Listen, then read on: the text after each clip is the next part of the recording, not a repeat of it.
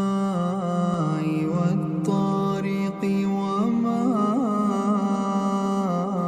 أدراك ما الطارق النجم الثاقب إن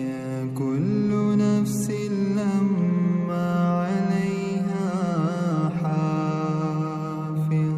فلينظر الإنسان مما خلق من ماء دافق يخرج من بين الصلب والترائب إنه على رجعه